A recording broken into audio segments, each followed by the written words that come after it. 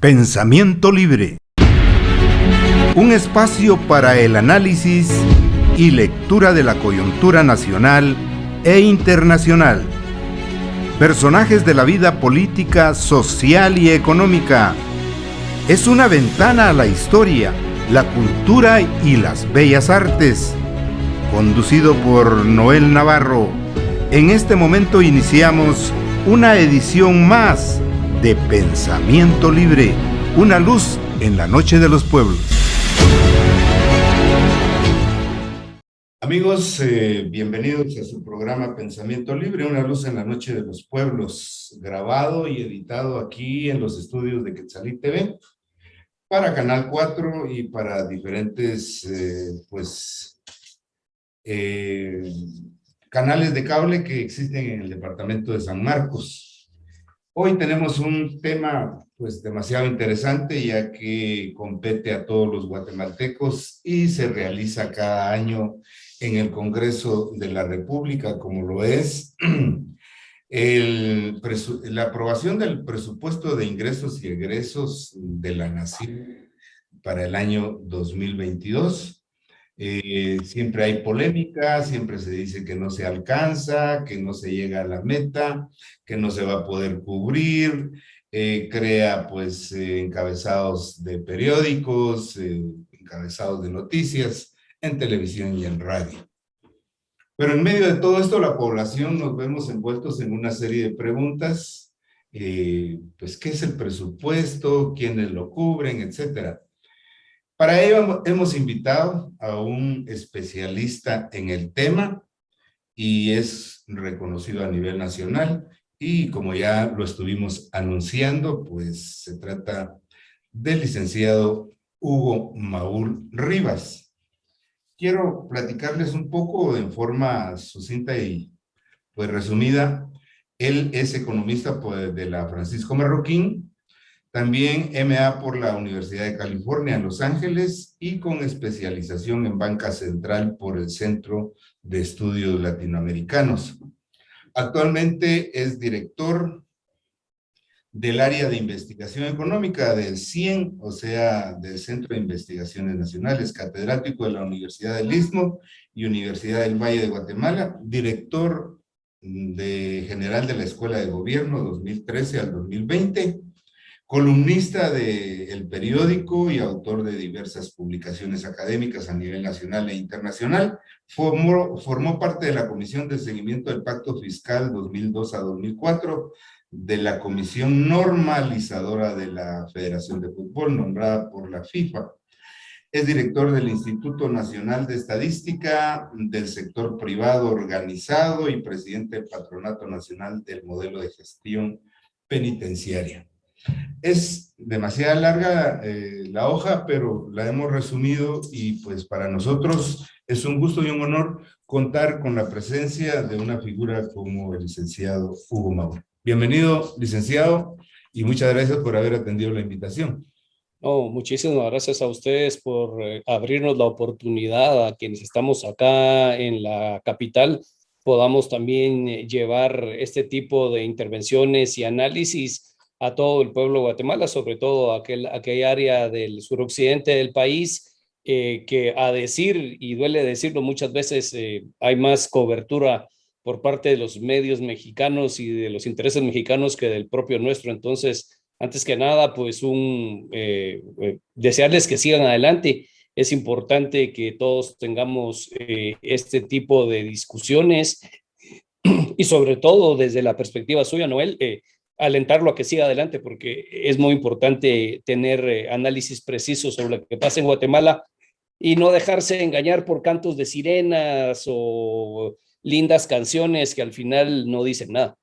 Así es, la verdad es de que pues llegan un montón, somos bombardeados por diferentes medios y pues necesitamos que la población vaya entendiendo con voces independientes, que no tengan sesgos acerca de los diferentes temas. Cuando hablamos del presupuesto de ingresos y egresos de la nación, ¿de qué estamos hablando, licenciado? Para poderlo explicar así en palabras que sean asequibles y comprendidas por el grueso de la población y sobre todo, pues en áreas como el occidente del país? Pues mire, en términos generales, el presupuesto público es el nombre que le damos a todo el dinero que los contribuyentes, quienes pagamos impuestos, finalmente le trasladamos nosotros al gobierno central. El gobierno central me refiero a los distintos ministerios y a su vez el gobierno central le traslada a las corporaciones municipales a través de los mecanismos de los consejos de desarrollo municipales, comunitarios, departamentales, para poder cumplir las distintas funciones que nuestro gobierno tiene asignados: brindar educación, salud, seguridad, justicia, obras municipales en el caso de las alcaldías, poder atender todo lo que tiene que ver con el desarrollo de infraestructura. Entonces, por decirlo de una manera muy coloquial, los cerca de 14 ministerios que tenemos, que va desde el Ministerio de Relaciones Exteriores hasta el Ministerio de Cultura y Deportes, para funcionar en sus programas, para funcionar en lo que dicen que hacen, pero ojo, ¿cómo lo estoy diciendo? En lo que dicen que hacen, porque lo que hacen no necesariamente es lo que dicen. Aquí, trayendo aquella famosa frase bíblica, pues ellos dicen que hacen, pero por sus obras los conoceréis. Y las obras es pues, casi siempre lo que falta, porque el dinero se les otorga. Entonces, en resumidas cuentas, estamos trasladando o pensamos trasladarle para el año 2022 al gobierno de Guatemala cerca de 104,000 millones de quetzales. Esto equivale que aproximadamente de cada quetzal que gana un guatemalteco, 15 centavos se van para pagar todas estas distintas funciones que cumplen los ministerios, las alcaldías y todos los demás entidades, organizaciones públicas que hay en Guatemala. Vamos a compararlo con el presupuesto familiar. Digamos, el padre pues asigna cierta cantidad para las diferentes actividades. Pero también no solo el padre a veces colabora para cubrir ese presupuesto. En el caso del presupuesto de la nación, ¿quiénes realmente cubren ese presupuesto? ¿Quiénes son los que tributan? Hay gente que no tributa, como en una familia, hay gente que no trabaja, hay miembros de la familia que no trabajan. En el presupuesto del Estado, ¿quiénes cubren ese presupuesto? Esa es una pregunta muy importante, Noel, porque generalmente a uno lo mantienen anestesiado en el siguiente sentido.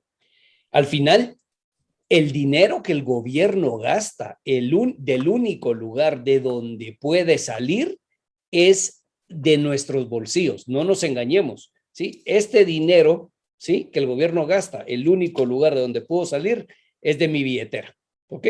Entonces, el problema es que hay muchas formas en las que nos sacan el dinero y no nos damos cuenta. Por ejemplo, cada vez que vamos a comprar algo, pagamos IVA. Ah, no, es que yo lo compré en el mercado y no pago IVA. Si uno hace bien la cuenta, resulta que uno no pagó IVA en la última transacción en la tienda de barrio, pero esa bolsita de chicharrones ya pagó IVA en todo el proceso de producción. ¿En dónde paga uno los impuestos? Cuando uno tiene un trabajo asalariado, a uno finalmente le descuentan impuestos. Y la otra forma de pagarlo, que no nos damos cuenta, es el endeudamiento público, porque el gobierno, al no tener todos los recursos disponibles para gastar, pues digamos de los 104,000 millones que piensan gastarse en 2022, el gobierno tiene, para hacerlo fácil, 75,000 o 74,000, cerrémoslo ahí. Es decir, que tiene 74 y piensa gastar 104. ¿De dónde salen los 30 que faltan? De la deuda pública? Esa deuda pública habrá que pagarla en 10, 15, 20, 30 años. ¿De dónde va a salir el dinero en 20 o 30 años para pagar esa deuda pública? La única forma de donde puede salir es del bolsillo de los guatemaltecos, y no lo sacarán vía impuestos o no lo sacarán vía inflación, pero que no lo van a sacar, no lo van a sacar, porque nuestros acreedores, a quienes les vamos a pedir dinero prestado, no nos van a perdonar la deuda. Entonces, volviendo a su ejemplo que usted me está diciendo, imagínense, esto sería como que en un hogar haya una persona que gane 3,000 quetzales al mes, que esté manteniendo el hogar, pero que esté consumiendo 4,000 quetzales por mes. Gana 3 y consume 4. Se ¿De va dónde sale? cada vez más, se van endeudando y al final va a caer en la quiebra. Eh, ahora, retomando un poquito el tema, cuando se dice que unos cuantos son los que tributan, digamos, los que declaran facturas, pero usted nos está poniendo el ejemplo del ciudadano común y corriente que compra un aguacate y que la persona que le vende el aguacate no paga, no declara impuestos. ¿Cómo podemos entender mejor esto? Bueno, que el agricultor que cultivó ese aguacate compró fertilizante y la fábrica que produjo ese fertilizante pagó impuestos. Ese agricultor trajo ese aguacate a la plaza al mercado de San Marcos. En el transporte pagó impuestos. Probablemente si ese agricultor utiliza asadones, piochas, machetes, cuando esos machetes y piochas entraron de la China a Guatemala, pagaron impuestos. Lo que sucede es que nosotros, como guatemaltecos y consumidores, nosotros juzgamos nuestra experiencia con quien nos vende, pero los que surten a las tiendas de barrio, a las farmacias de barrio, a las ferreterías, a los restaurantes, que son empresas más grandes, esas a su vez pagan impuestos. Entonces también sería tonto de nuestra parte pensar que como nosotros no nos cobran el impuesto, no lo estamos pagando.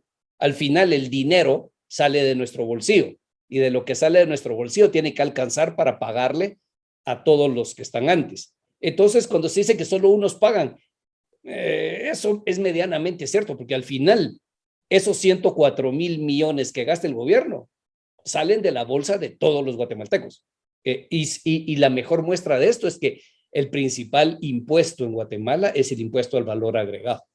Entonces, no solo se paga en la caseta de doña Teresa ahí frente a la terminal, ¿verdad? Sino ella cuando compra la Pepsi Cola cuando compra cualquier bebida gaseosa, a su vez, ellos tienen que pagar impuestos cuando compran la maquinaria, cuando compran el azúcar, cuando compran los jarabes. Entonces sí lo pagamos todos los guatemaltecos, incluso el que está en la frontera con México recóndito que no tiene mayor relación, le toca su parte en tanto y en cuanto compra y consume productos que conllevan una distribución en todo el país. Ahora, cuando, digamos, el ministerio no alcanza la recaudación y hay evasión de impuestos, viendo desde la perspectiva de que cualquier movimiento comercial que se haga, de todos modos, se están pagando los impuestos, ¿por dónde se va esa evasión?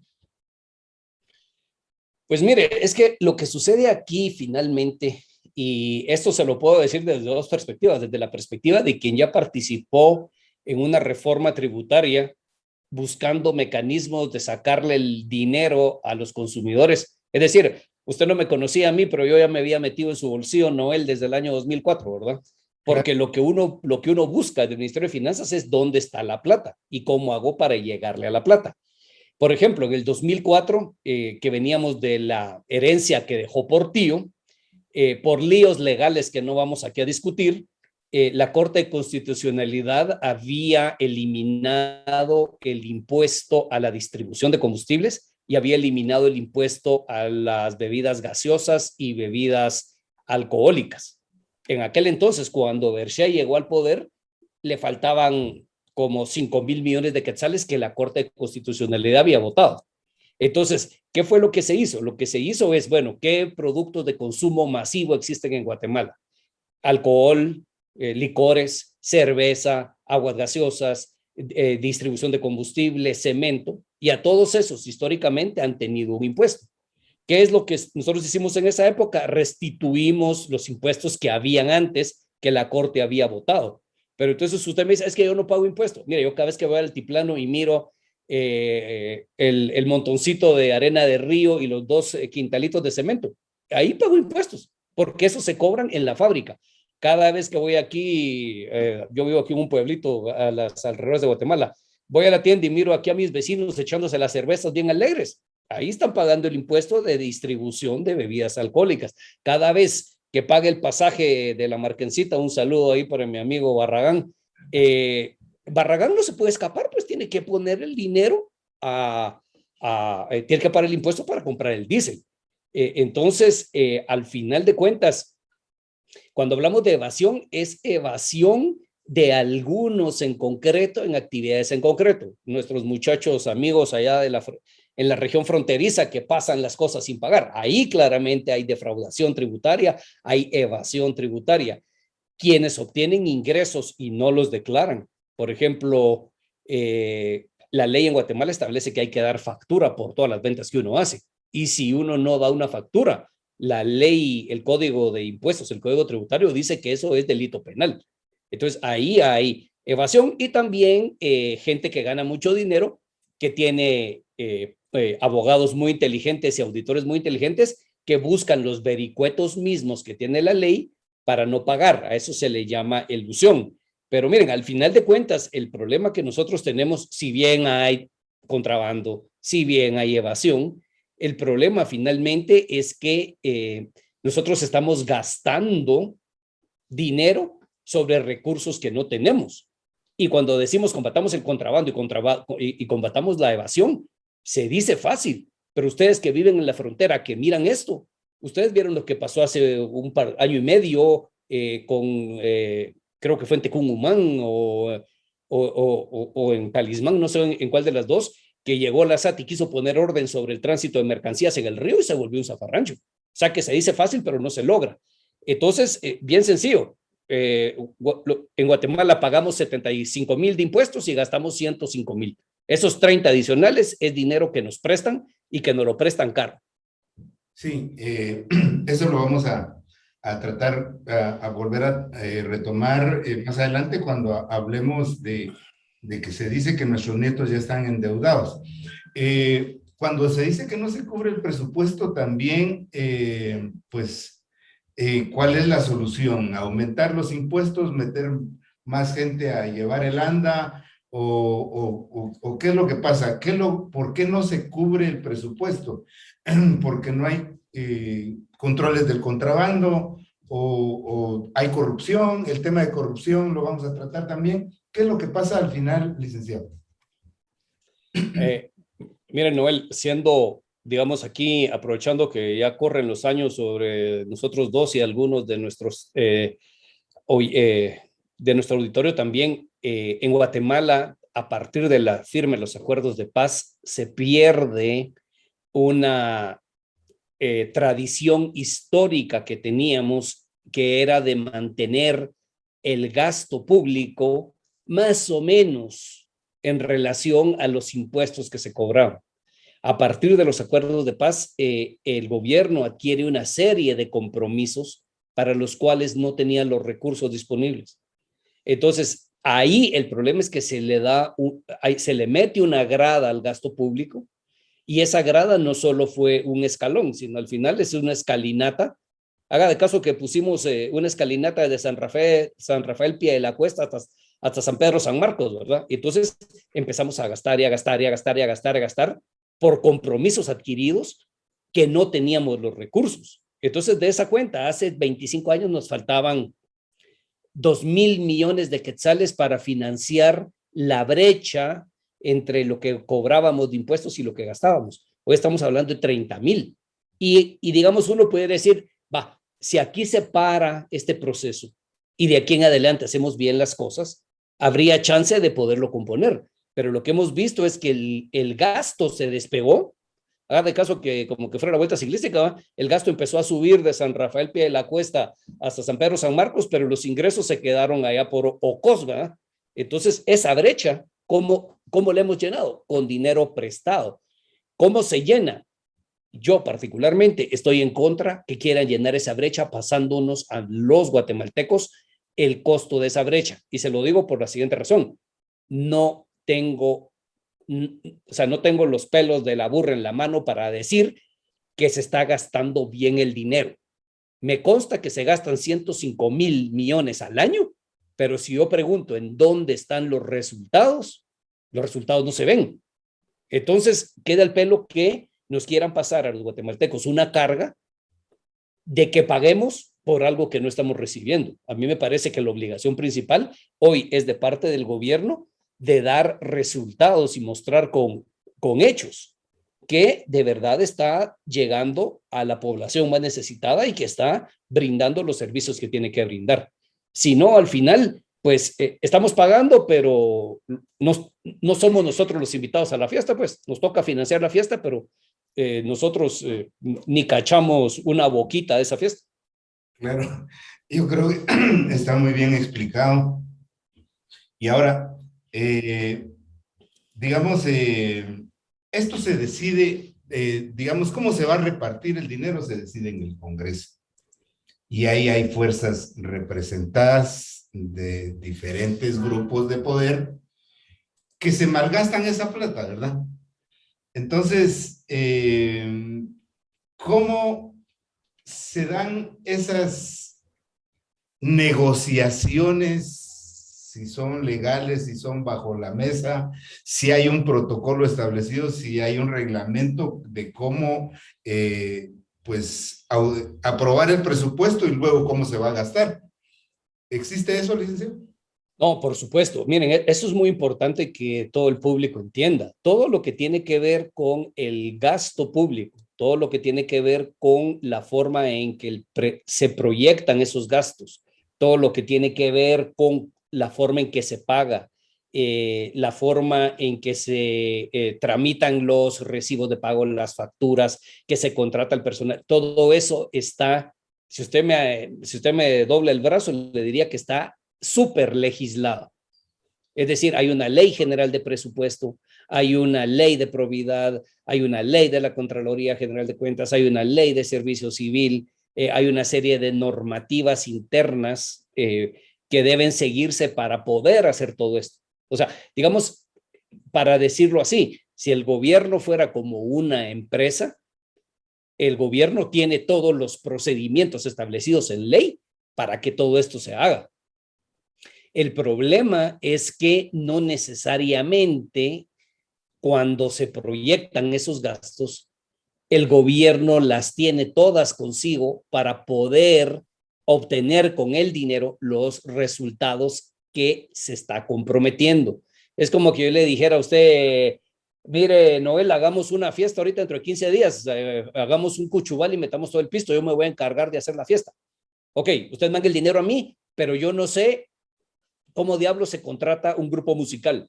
Yo no sé cómo contrato a una señora para que haga los tamales. Yo no sé a dónde voy a contratar las sillas. Yo no tengo el local. Entonces me dan a mí 50,000 pesos para hacer la fiesta, pero resulta que yo no puedo hacer fiestas. Yo no tengo experiencia. Sin embargo, cuando llegue el día de la fiesta, les digo, mire señores, aquí están todas las facturas de lo que me gasté. ¿Y en qué te lo gastaste? Ah, es que no conseguí marimba, pero traje este grupo de alabanza evangélica. No conseguí salón, pero lo vamos a ir a hacer, qué sé yo, a la punta del volcán Tajumulco. Solo estupideces hiciste. Así, pero yo me gasté el dinero y aquí están los recibos. Aquí está el problema. Está justificado. Exacto. Es que, ¿sabe qué pasa? ¿Sabe qué es lo que pasa? Está justificado el gasto, pero no está justificado que la persona que utilice el gasto sepa lo que va a hacer. Deme usted a mí 100 quetzales para hacer tamales y le garantizo que le tengo todas las facturas al centavo, pero no voy a tener tamales. A lo sumo, lo que le tengo es que compré harina y tengo el fuego hecho para poner la olla, pero por lo demás no sé cómo diablos hacer un tamal.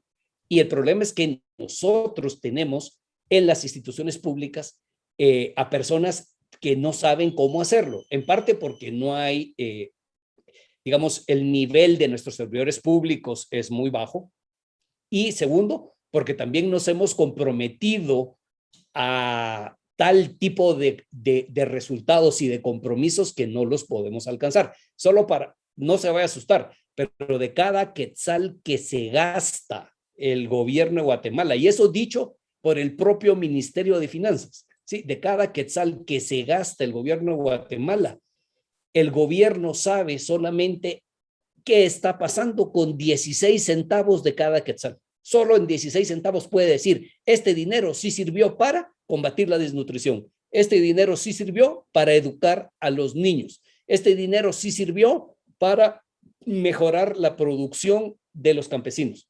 Hasta De ahí cada quetzal. el control del gobierno, hasta ahí llega el control, hasta esos 16 centavos y el resto de los 100 quetzales no tiene cobertura el gobierno. Bueno, y ahí vamos a entrar a las ONGs, pero también, digamos, en la aprobación política que se da en el Congreso, esas fuerzas y producto de un sistema de partidos políticos clientelar. ¿Es así? Mire, sí y no. Es que vi que se me asustó usted cuando le dije que solo 16 centavos de cada 100 Sí. llegaban a donde van. No, es que ¿sabe qué es lo que pasa con los 84 centavos restantes? Que efectivamente se gastan y que efectivamente están los comprobantes. Lo que pasa es que nos lo gastamos en actividades que no aportan ningún beneficio a los contribuyentes. ¿Por qué? Porque la mayor parte del gasto público en Guatemala se va en pago de gastos corrientes, sueldos y remuneraciones, es decir, el pago por la gente que trabaja en el gobierno, que mucha de esa gente está trabajando porque me consta que trabajan, pero su trabajo al final no se transforma en beneficio para nosotros los ciudadanos. Otra parte se gasta en energía eléctrica, combustible, papelería, etcétera. Entonces, digamos, ¿cuál es el drama que tiene el gobierno de Guatemala? Que de cada quetzal que se gasta, la mayor parte del gasto, casi 70 centavos de cada quetzal que se gasta, se va para gastar gastos de funcionamiento. Y eso es sueldos y salarios más gastos corrientes, es decir, digamos, cosas que no son inversiones. Funcionamiento del gobierno, como, digamos, sí, toda la operación, gastos operativos, ¿no? Así es, gastos operativos. Digamos, en el caso del canal, se va a pagar luz, se va a pagar a los camarógrafos, se va a pagar el café que le sirven a usted, en pagarle a la secretaria en la correspondencia, y solo 17 centavos se van para mejorar el set, para tener una mejor cámara, para tener un mejor micrófono, para tener una mejor disposición de la antena que emite la señal. Entonces, y ojo que no cuadran las cuentas, 67 centavos se va para gasto de funcionamiento y 17 centavos se va para gastos de inversión. Ah, bueno, y los 17 centavos restantes, esos se van para pagar la deuda pública. Entonces, el problema es que nosotros al final nos estamos gastando como 85 centavos de cada quetzal que el gobierno gasta en que la rueda siga girando, pero la rueda no está yendo a ningún lugar, porque al final el gobierno hace lo que hace y se gastan los recursos, pero de cada quetzal que se gasta, solo 15 centavos saben de verdad cómo impactan al ciudadano. Los otros 85, lo único que pueden decir es, me los gasto, pero no me pregunten cómo eso impacta al ciudadano, porque no lo sé. Entonces, al final, el gran problema es que nosotros estamos gastando pésimamente mal, pésimamente mal. Es como que nosotros en una casa, de los 3,000 quetzales que estamos diciendo, que tenemos de ingreso, gastamos 4,000, pero de esos 4,000 nos llevamos 3,000 en pura parranda, en puro ir a la feria, en ir a echarnos los tragos, en invitar a nuestros amigos a cenar a una cafetería. Y, ok, y de los 1,000 restantes, de los 1,000 restantes, 500 los tengo que pagar en intereses de la deuda y solo 500 me queda para cambiar las bombillas de la luz de mi casa, para mejorar el baño de la casa que se sale el agua, para pintar mi casa. Entonces, en esencia, el problema es que se gasta muy mal. La calidad del gasto. Sí. La calidad del gasto y controlar también el gasto, ¿verdad?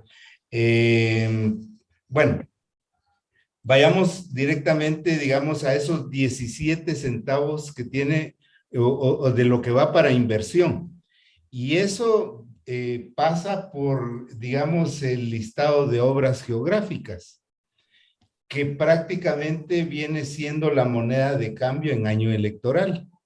Es decir, ya el año entrante nosotros vamos a entrar al año electoral, ya empieza la campaña, ya muchos van a volver a prometer pagarle a los expac, y entonces ahí se nos viene a complicar la situación. Eh, ¿Cómo funciona eso de la aprobación del listado de obras geográficas? Mire, en términos generales hay que entender que finalmente también la aprobación del presupuesto es un ejercicio político. O sea, ahí sí uno les puede echar muchísimo la responsabilidad a nuestros diputados, pero también a los diputados los llevamos nosotros con nuestro voto, ¿verdad? Entonces ahí, pues yo creo que también hay que hacer un acto de reconocimiento que, De o sea, mera- a quienes están, sí, o sea, nosotros votamos por ellos. Ahora bien, cuando se trata de inversión, hay que recordar que una buena parte de la inversión se hace a nivel local por medio de las municipalidades y los sistemas de los consejos de desarrollo. Entonces, ¿qué tan bien o qué tan mal se gasten esos recursos ya a nivel de cada comunidad?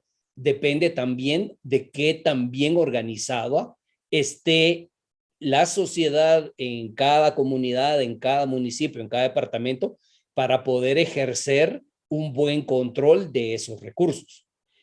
Por ejemplo, yo he tenido experiencias muy interesantes en la costa sur, en algunos municipios del departamento Suchitepeques, donde hay una comunidad muy, pero muy organizada que trabaja de la mano con su alcalde y el dinero que les llega para inversión lo utilizan en proyectos que son importantes para ellos.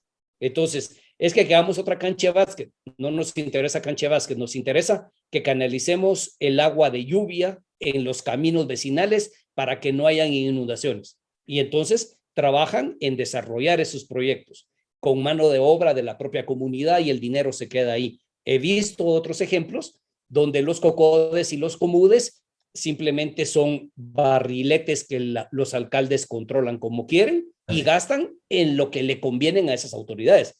Pero ahí sí, y aprovechando la penetración que tienen ustedes en este programa, es una responsabilidad de cada uno de nosotros en nuestra comunidad participar activamente para vigilar a nuestras autoridades que tenemos cerca.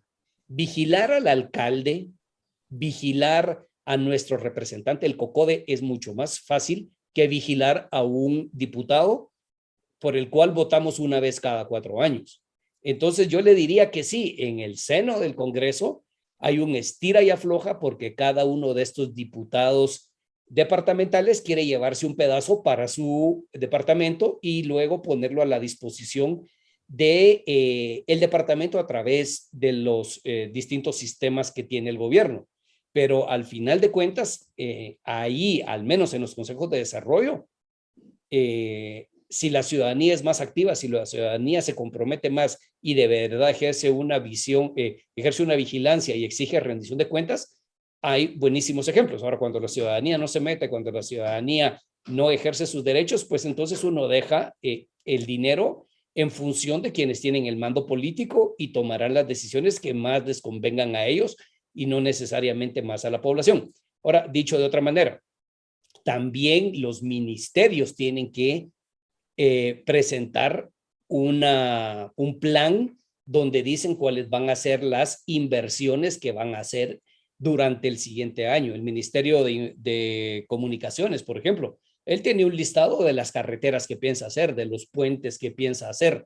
Lo mismo pasa con el Ministerio de Salud, de los nuevos puestos de salud, los nuevos hospitales, lo mismo en el Ministerio de Educación. Ahí lo que esperaríamos es que esos ministerios pues de verdad tomen en cuenta las necesidades que hay en todo el país y el dinero que tienen a su disposición lo utilicen de la manera que mejor se pueda utilizar. Pero todo esto que le estoy diciendo es jarabe de pico, porque en la práctica el que tiene más saliva traga más pinole y el dinero se va al final hacia aquellos que tienen mayor poder de controlar y manipular esto.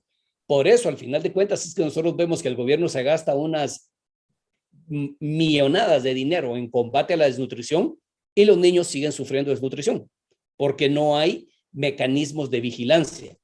No me está pidiendo usted a mí la solución, pero yo la única solución que veo de esto es que la ciudadanía sea más activa, esté mejor organizada y a nivel de sus comunidades ejerzan una presión que se vaya sintiendo luego hacia los distintos niveles de gobierno, que sienta la presión el del COMUDE, el del COCODE, luego el del COMUDE, luego el del Consejo Departamental de Desarrollo, el diputado y así para arriba. Ahora, si no participamos, no sé, quizás en el día del juicio final, a nosotros nos van a pedir cuentas y no a los que están haciendo las cosas.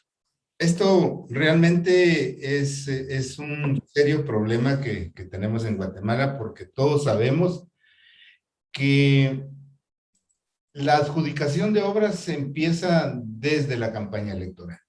Va el candidato a alcalde, luego los de la comunidad les dicen, mire, nosotros vamos a votar por usted, pero aquí necesitamos una cancha de fútbol, aunque no sea eso lo que realmente necesiten. Si usted nos autoriza de una vez aquí, se compromete con nosotros, nosotros vamos a ir a votar por usted. Lo mismo hacen con el diputado, llega el candidato presidencial, definitiva, y en definitiva, esos favores se van a ver pagados ya en el ejercicio de la administración.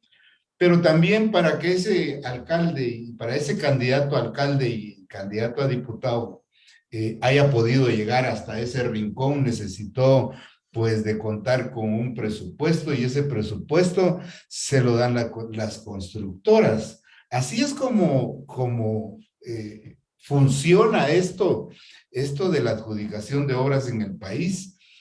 Usted me dice que con mayor vigilancia, pero elementos legales coercitivos podrían existir, digamos, si logramos las reformas a la ley electoral de partidos políticos, las reformas que necesitamos. ¿Qué salida le ve a esto, licenciado? Sí, pues mira, o sea, sería mentir decirle que no hay gravísimos problemas de transparencia, incluso de corrupción en la asignación de la obra pública. Eso es innegable.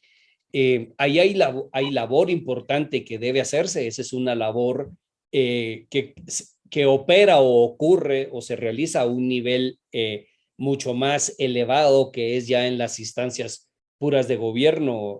Hay sociedad civil a la cual yo pertenezco, que trabajamos vigilando, trabajamos monitoreando, pero al final de cuentas, sí la ley le permite finalmente esas ventanas de oportunidad que usted menciona.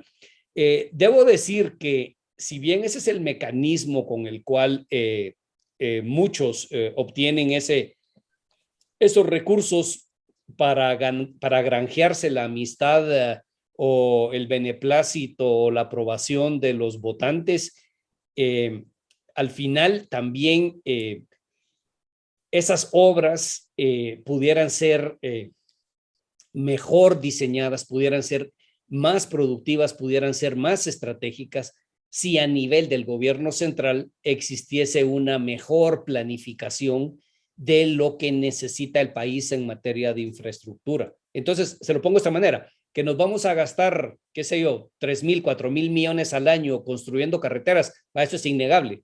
Lo que debiéramos buscar es que se hagan aquellas que son más importantes, no buscar que se hagan aquellas que favorecen más a quienes son o quienes están cercanos al poder. Ahora aquí esto se convierte en un problema político porque la misma ley electoral y de partidos políticos genera esta dinámica. ¿Cómo buscarle una solución centralizada? A mí me parece muy difícil porque finalmente en el Congreso los diputados tienen el poder que nosotros le dimos como ciudadanos para tomar ciertas decisiones. Entonces le estamos pidiendo a algunos de ellos que ellos mismos se pongan la correa y se amarren a un palo. Eso saber si lo van a hacer. Pero lo que sí es cierto es que cuando ese gasto público llega a las comunidades, ahí es donde las comunidades también tienen que ser más exigentes y pedirle cuentas a quienes son sus representantes cercanos. Por eso yo sí creo en la figura del alcalde, porque el alcalde al final, digamos, o sea, no nos vayan a acusar aquí que estamos propiciando nosotros la insurrección. Pero mire, ir a meter fuego al Congreso cuesta. pero irle a meter fuego a una alcaldía, como ha pasado tantas veces en Guatemala, es mucho más sencillo. Entonces el alcalde le tiene más miedo a su comunidad que lo que le tiene el diputado a su departamento. Entonces ejercer esa función. Y lo otro, también nosotros como electores tenemos que buscar las mejores opciones que haya. Es que mire, al final de cuentas, ¿por qué hay alcaldes muy buenos, alcaldes muy malos? Bueno, porque la gente vota por ellos.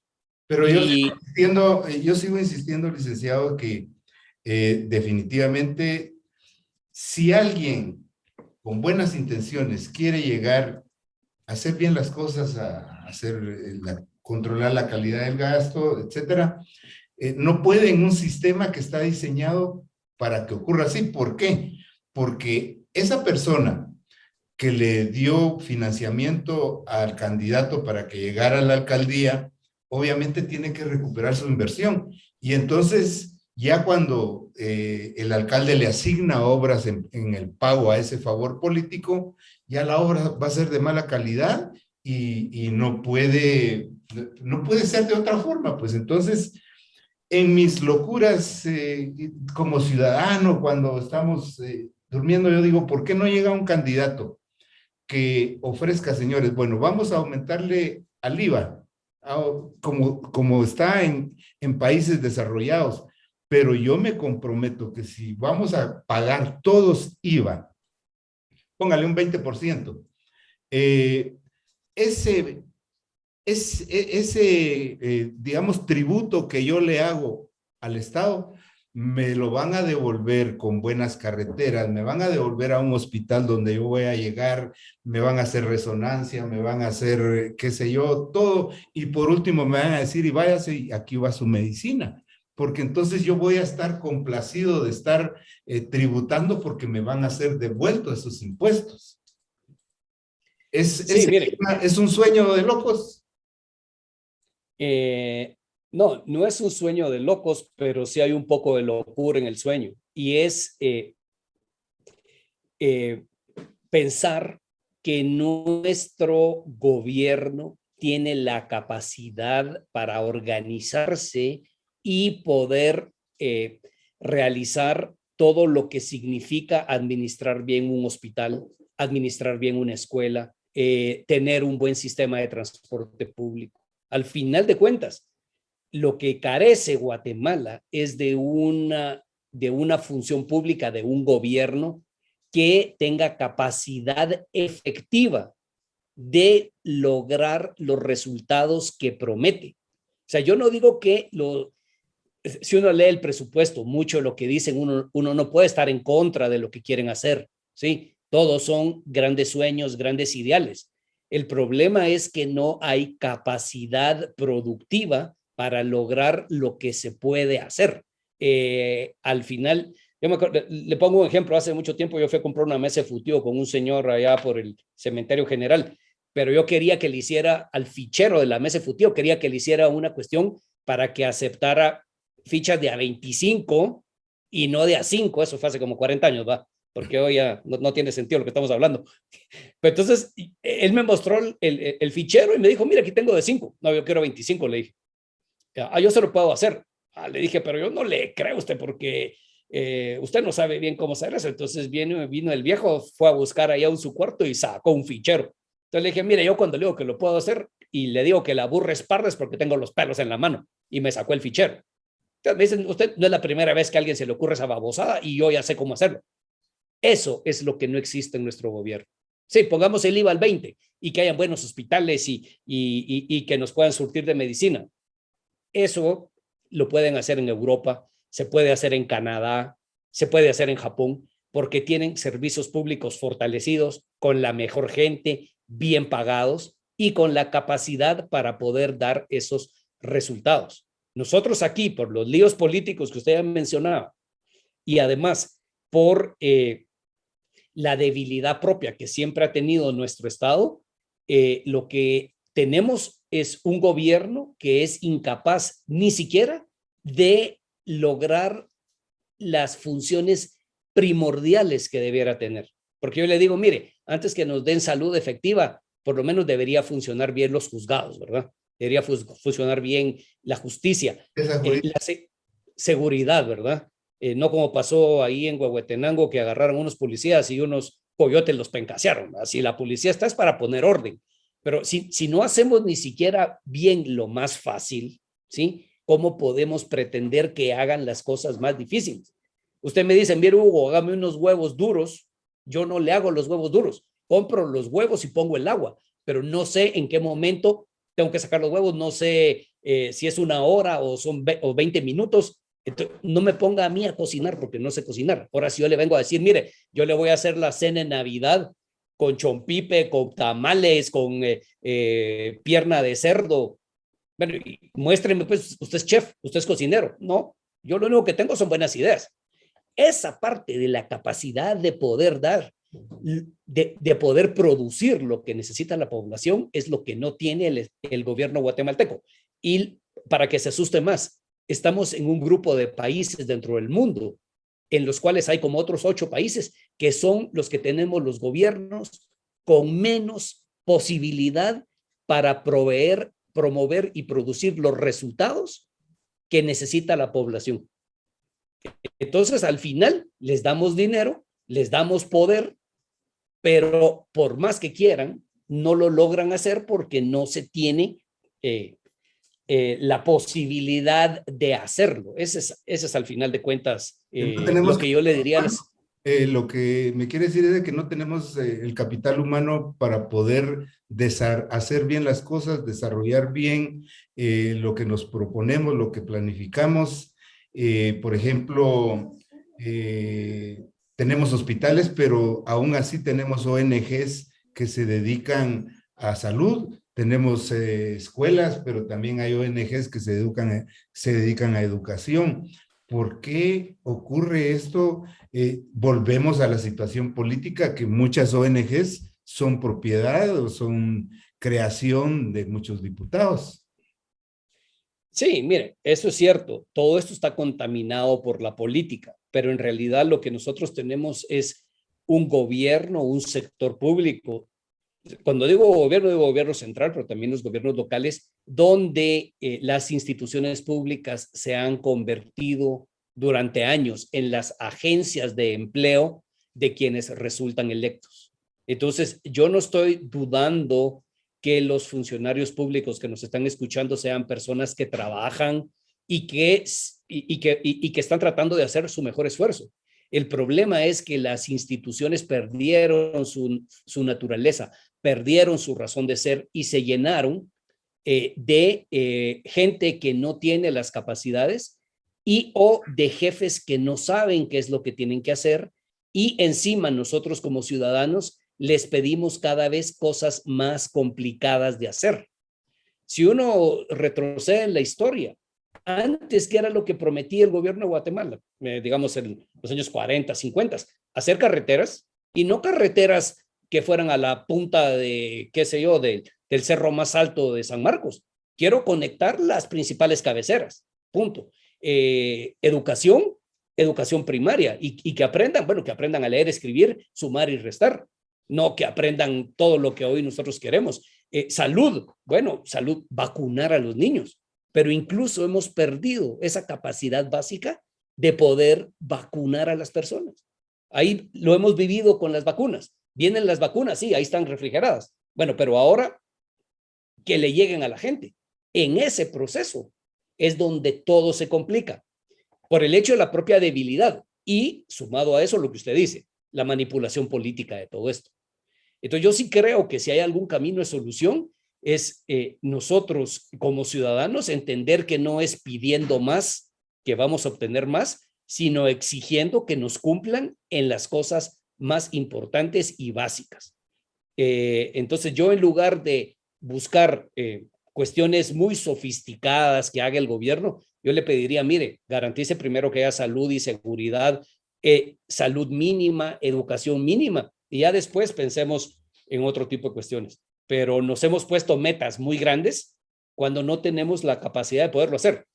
Yo en eso resumo la dificultad que tenemos hoy. Claro, bueno, definitivamente vamos a cerrar esto.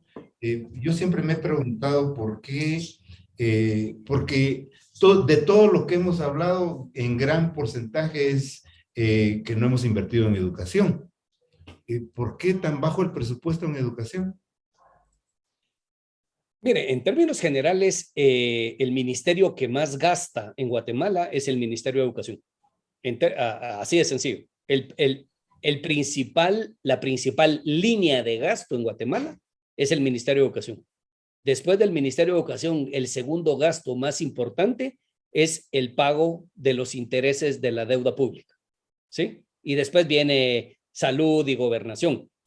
En salud, en educación hemos gastado, se ha contratado más gente, pero el problema es que al final de cuentas no sabemos cómo producir educación de calidad. Eso es lo que hemos olvidado. Un amigo nuestro hizo un estudio sobre lo que aprenden los muchachos que van a secundaria. ¿Y a qué conclusión llegó? Que los muchachos mejor no deberían ir a secundaria, porque lo poco que aprendieron en primaria, cuando van a secundaria, lo desaprenden. ¿Eso por qué es?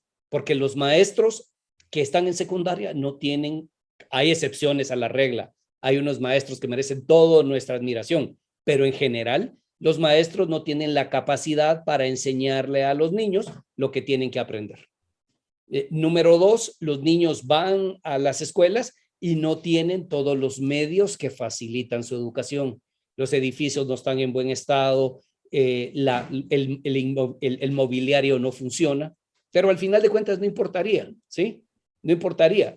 Mi papá llegó a ser presidente del organismo judicial en Guatemala, una persona con una amplia trayectoria. Él estudió primaria en San Miguel Pochuta, Chimaltenango, y después estudió en la Escuela Central para Varones, el Instituto en Guatemala, y luego estudió en la San Carlos.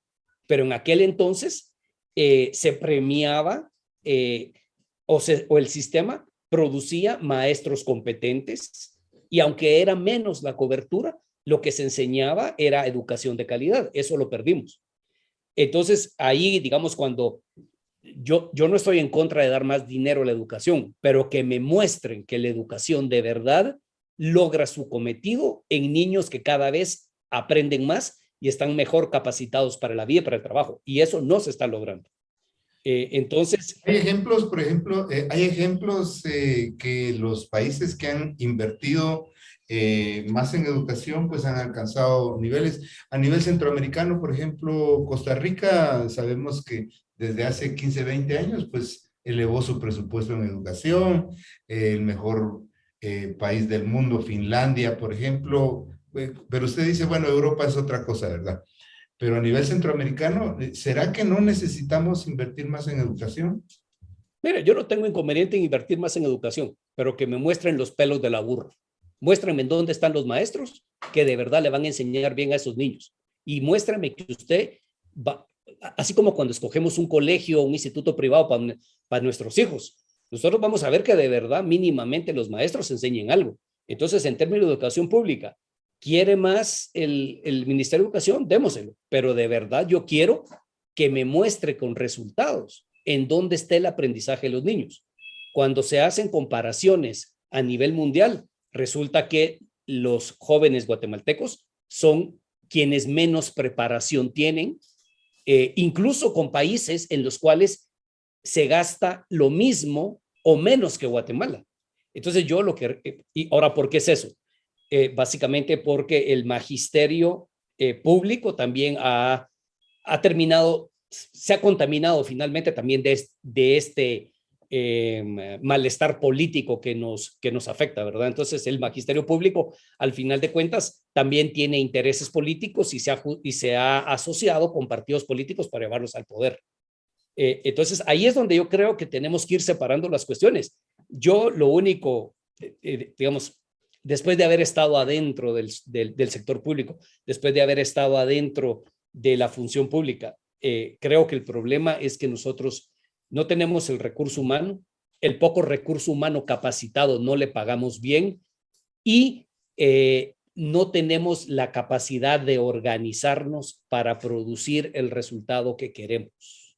Entonces es como que yo le dijera, mire Noel, si yo le consigo a usted un presupuesto 10 veces más grande, usted llega a todo a todo el país o 100 veces más grande llego a todo el país, usted me dice, sí, pero usted sabe hacer la cosa. Pero si me lo dice a mí, me podrá dar 1000 veces el dinero, que ni siquiera puedo montar un estudio como el que usted tiene, ¿verdad? Entonces, ahí es donde creo que tenemos que llevar a la mejor gente, pagarle mejor, pero también como ciudadanos dejar de soñar y exigir los resultados. Pero ahí es donde nosotros muchas veces nos engatusan con la palabrería. Nos ofrecen muchas cosas, pero no nos las dan. Yo sería, ¿sabes qué? Ofréceme menos, pero cumplime, en lugar de ofrecerme más y quedarme debiendo. Bien, vamos a finalizar con un pronóstico. ¿Cómo cree que va a quedar el presupuesto? ¿Van a aprobar esos 104 millardos o se va a volver a quedar con el presupuesto de este año? Mire, yo estoy viendo que hay bastante problema con este presupuesto. Hay también presiones importantes de tipo político. Estos veteranos de guerra que están pidiendo sus recursos. Creo que estamos en un momento en el cual hay muchas presiones de distintos grupos que quieren que se les dé un pedazo de la tajada. Y eso implicaría, lamentablemente, creo yo, aumentar más el gasto, aumentar más la deuda. A la hora de la hora miro difícil que se logre un acuerdo y probablemente vamos a terminar con el mismo presupuesto de los años anteriores, pero tampoco nos hagamos tontos aquí. Lo que nosotros aprobamos es el tamaño del costal de recursos, ¿sí? Ya cómo los recursos se mueven adentro del costal, eso es otra cuestión, es porque hay transferencias, le pasan de un ministerio a otro, de un programa a otro. Entonces, creo que cuando uno analiza este año, el presupuesto para 2022 tiene más o menos el mismo monto que el presupuesto del año 2020.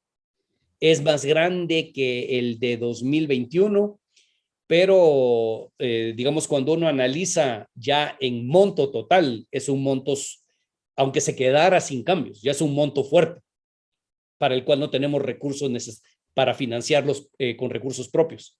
Entonces creo que ya en un estira y encoge político, quizás el peor de los males sería que se quede el mismo presupuesto con los líos que implica ya en el día a día. De lo contrario, creo que corremos el riesgo de tener un presupuesto más abultado o con más endeudamiento. Gracias, licenciado. La verdad es de que ha sido agradable platicar con usted, nos ha dejado bastante, nos ha aclarado muchas dudas. Esperamos en el futuro poder seguir contando con su participación. Créame que muchas veces los actores, pues los tanques de pensamiento a nivel nacional tal vez no reconocen o no se dan cuenta del reconocimiento que tienen a nivel nacional, y para mí ha sido un placer y un verdadero gusto tenerlo aquí en Quetzalí TV. Así es de que le agradecemos. Bueno, un saludo de despedida para la audiencia del departamento de San Marcos.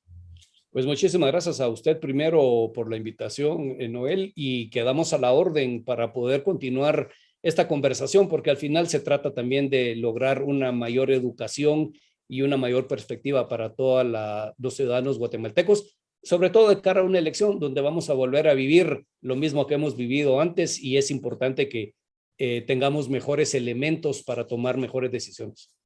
Muchas gracias, y a ustedes allá en casa, pues muchas gracias por su atención. Esperamos volver el próximo viernes. Por hoy, pues un feliz fin de semana y que tengan un buen descanso. Buenas noches. Finalizamos una edición más de Pensamiento Libre. Le dejamos la invitación para otro similar y lo invitamos a seguir Quetzalí Televisión con Pensamiento Libre a través de nuestras redes sociales de Facebook, YouTube y Twitter. Pensamiento Libre, una luz en la noche de los pueblos, una manera diferente de hacer televisión. Hasta la próxima.